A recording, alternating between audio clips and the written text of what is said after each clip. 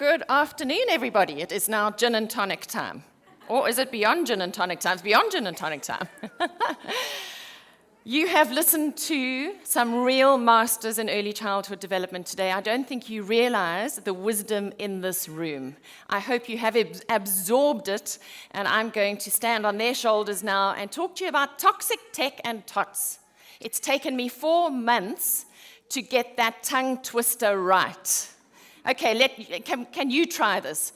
Toxic tech and tots. Right, let's go. Toxic tech and tots. Toxic tech and tots. Keep going. Toxic tech and tots. We're waking up your brains. Toxic tech and tots. Can you do it fast? Toxic tech and tots. Toxic tech and tots. Toxic tech and... Right, okay. I am sure that all of you have realized the magical power of technology when it comes to children. I am sure that most of you have passed a cell phone into the back seat of a car and your whinging child shuts up. Hands up? Yes, yes, yes, yes. Right, I'm glad you're being honest. I'm sure that many of you have put a child to bed with an iPad or a tablet and they've fallen asleep. Hands up? Yes? Okay. And many of you, like everybody else in the world, knows that when you need to get something done in the house, you can plonk a child in front of a television and they will sit still and they will still be there when you come back. This is the magical power of technology. But as parents who want the best for our children, we need to understand the risk and the promise of technology. I'm not standing here today telling you that technology is a terrible thing and you must keep it away from your children. But I am standing here today saying that you do need to understand the fundamentals of early childhood development and the fact that you could actually be risking all of that by doing too much on a screen. And you've heard from the previous speakers just how important it is that we wire those brains and those bodies for learning.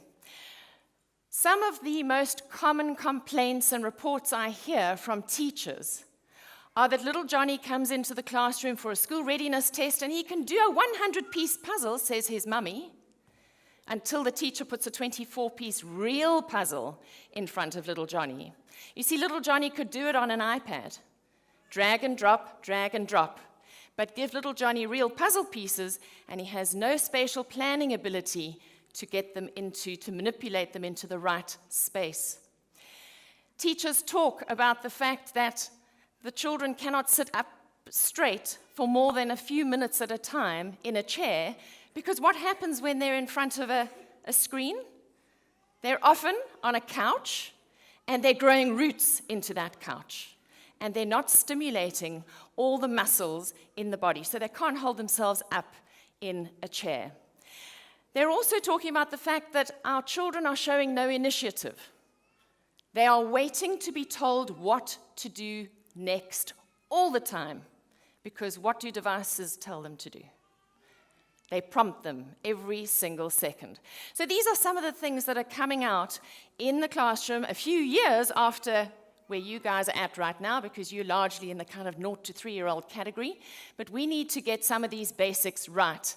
Otherwise, our children are at risk of suffering from what I call triple S syndrome: solitary, sedentary, screen-based living. And you know, it's very easy today as very busy parents to default to a screen. Very easy. And I think you just need to be really cognizant of the fact that you should use screens very sparingly in these early years, and when you really, really, really need to use them. You know, like when you're on an aeroplane with a child, when you really need to contain them in a very tiny space for a long period of time, that's a great time to take out an iPad. But you know, children are naturally busy, and one of the biggest complaints I hear from parents with little tots is, you know, I must have the busiest child in the universe. He or she must be ADD. Sorry to tell you, but your child is just suffering from childhood. They are born to be curious. They are born to move. The body is the architect of the brain. We want your children to move because then they'll create all those lovely neurological pathways that Liz and Melody were talking about in their presentations. Without movement, none of that happens. And when they're sitting, sedentary, and when they're on their own, not chasing their friends up and down the garden and up and down jungle gyms and swings and slides, it's a very lonely existence.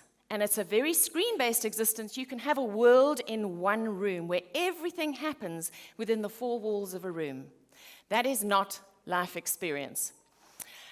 So now I want to give you a checklist, and it's called the BEP Checklist. So if you're making notes, you can write down BEEPP, and I'm going to explain what I mean. The first thing to do when you're thinking about technology, because of course you're all sitting there saying, how much is too much? How many hours in a day or minutes in a day is it safe to allow our children to be on a screen? I don't have an easy answer for you. You know, the Academy of Pediatrics says no screens under the age of 2, and I can't see many of you adhering to that. The big question to ask yourself rather is, what is technology displacing? What are my children not doing when they're on a screen? So this checklist is to remind you of that. So the first thing is, how much are you using a screen as a babysitter? And being busy parents, and I'm sure if I ask you right now, how many people work in this room? Can I have a show of hands? How many of you work? Okay.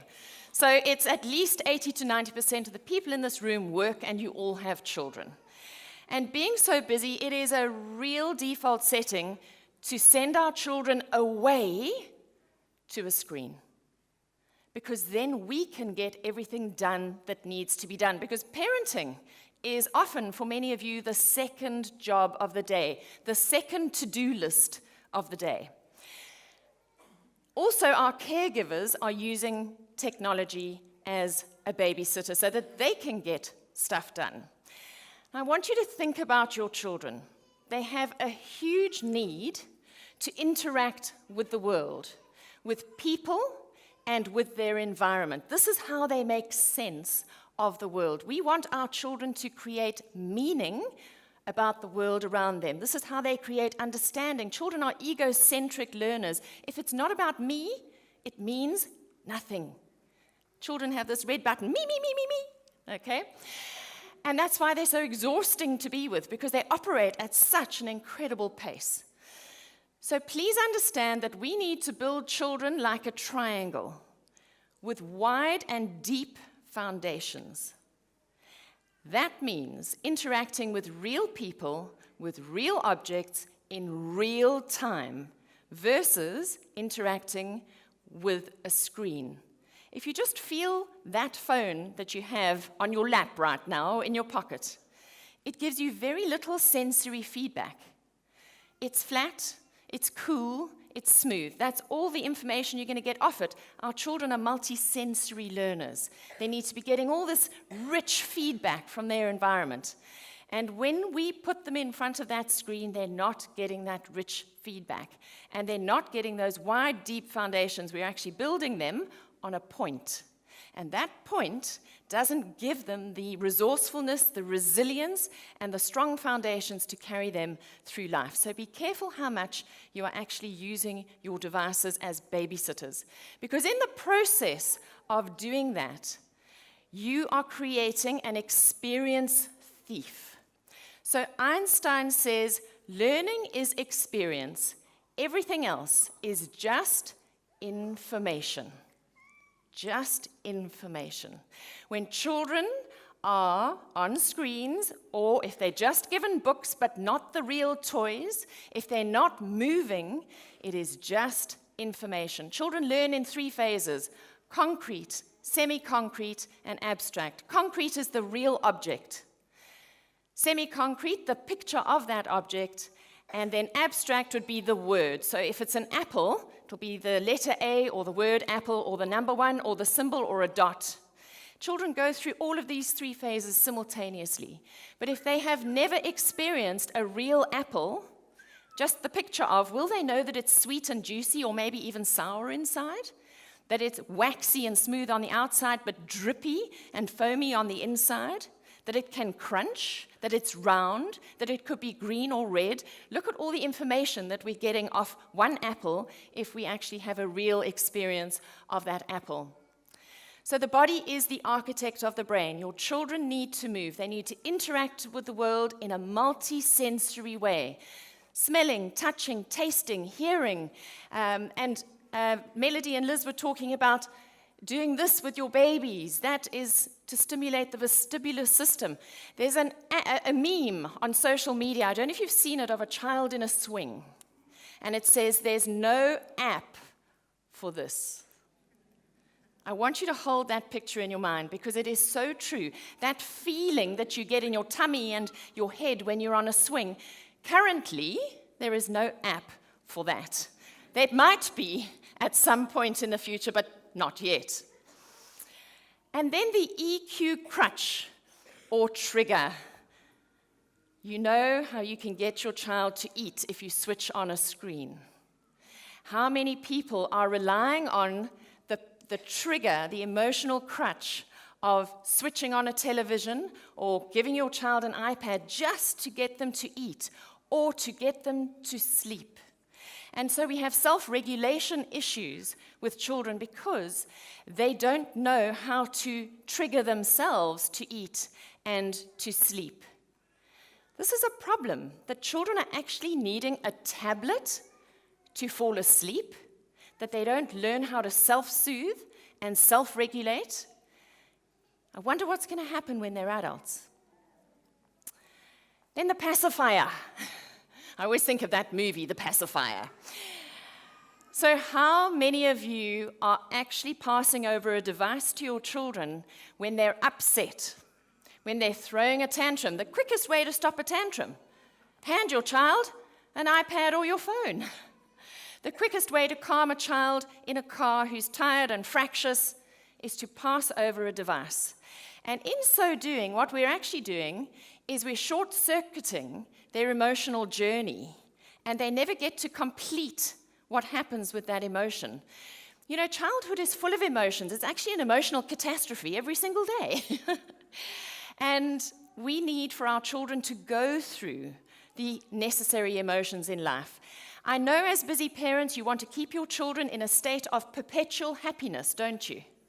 It's much quicker and easy if they're always happy, but that's not real life. And our children need to learn how to resolve their emotions. So here's a little tip for you. It's okay for your kids to get mad every now and again.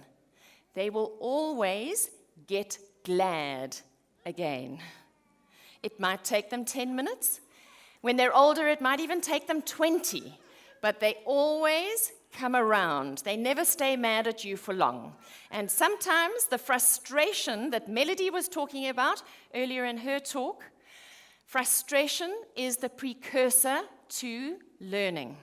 And the minute our children get upset, we step in, we swoop in, we make them all happy, we take away the frustration, and then they don't have to push on to the next level of learning. And then we have the prompt, and this is what I was talking about when I was talking about with teachers saying that children are showing no initiative. And they literally are sitting in the class, and they get to the end of something that they're doing, and they just sit. There's no initiative to go on to the next thing, or to go and, how often, who's got children older than the age of 3? Right, so you know how often you send your children off to their bedrooms and you say, go and play. And they have a room wall-to-wall full of beautiful toys and games. And how many of them come back to you and say, but there's nothing to play with? Or, I'm bored. Because they're not showing that initiative to go and create fun out of nothing. Children have lost the art of creating fun out of nothing. In fact, boredom, guys, is good.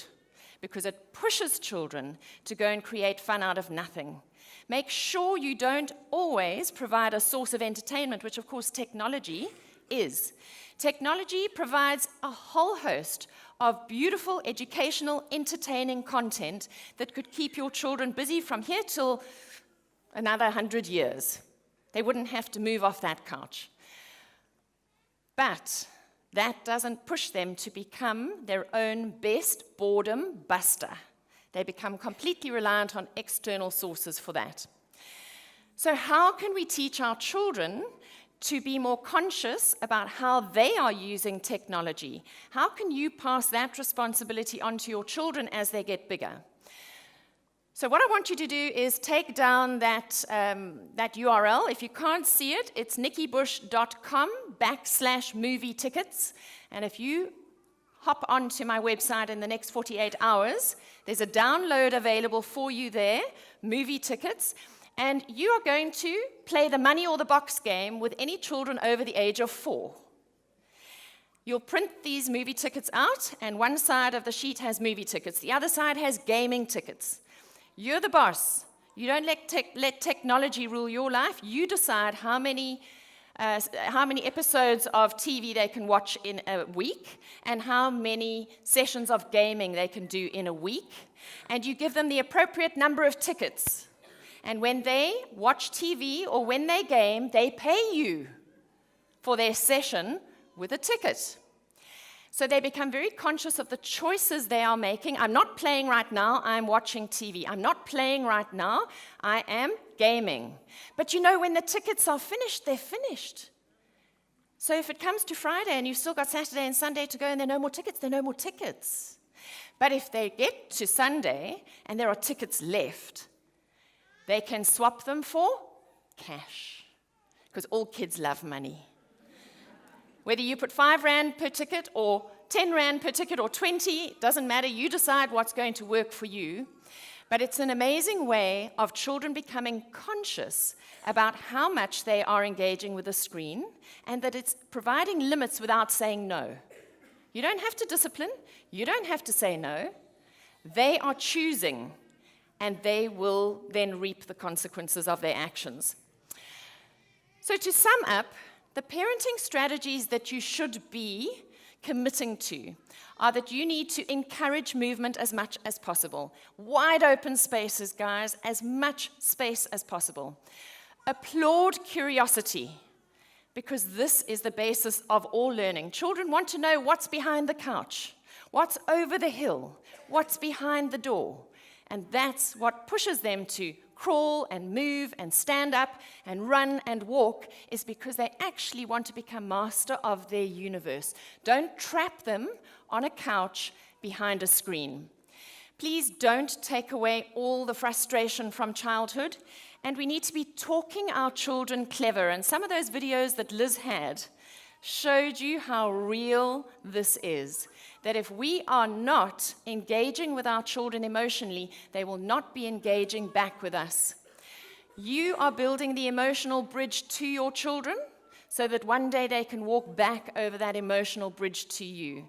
Please don't expect that if you haven't built the bridge by 14, it's not going to happen. You can't expect your child to walk back over a non-existent bridge. And they need that bridge, and you are the bridge builders. And please teach them to pay voluntary attention, as in, I choose now to watch TV, or I choose now to read a book, or I choose now to sit at the dinner table and have a conversation with my parents.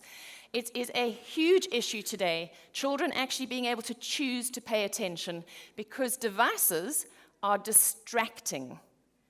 They hold your child's attention because of the startle effect that happens every few seconds and keeps bringing their attention back to the device. So the outcomes that you're aiming for with your children, you want a child who's empowered. I choose to pay attention. I am my own boredom buster. I'm not reliant on an external device. I can cope with my emotions. I can put myself to sleep. I mean, shame. Imagine, they needed a tablet when they were little. What kind of tablet are they going to need to put themselves to sleep later on? How many of you are using tablets? My body is strong, and my happiness comes from within, not from a screen. This is huge. Do you know how many little children go into school, into preschool, and cry and cry and cry for the first couple of weeks until someone inadvertently switches on the television, and then the white noise is there, the doo-doo blanket is there, and now I'm okay. because I've grown up with a screen on in the background all the time. What our children want most is a real and authentic relationship with us, their parents. That is what the research is telling us. We need to be there interacting with our children. So we need to keep things very real. Now, I play this video whenever I do digital safety workshops with children. Eddie, are you awake? It's my birthday!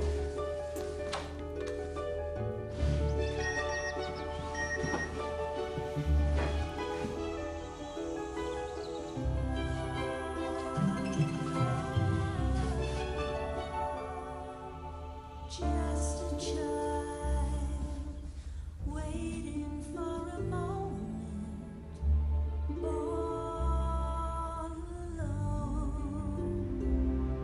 But there will be sunlight when the rain has gone.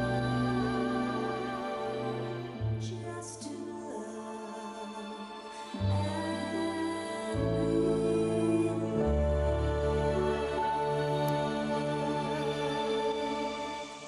If I tell you that I watch children's faces change as that movie plays, as that ad plays, and I watch some of them get tears in their eyes, grade 3, grade 4, grade 5, and 16-year-olds. This is what they want: real, high-touch human connection. There is absolutely no substitute for you. You've already discovered the magical power of technology. I hope that today you've discovered the magical power of real and the magical power of you. Please go and manage the risk and the promise of technology, because you don't want technology to become toxic to your tots. Thank you very much. Thank you very much, Nikki Bush, ladies and gentlemen.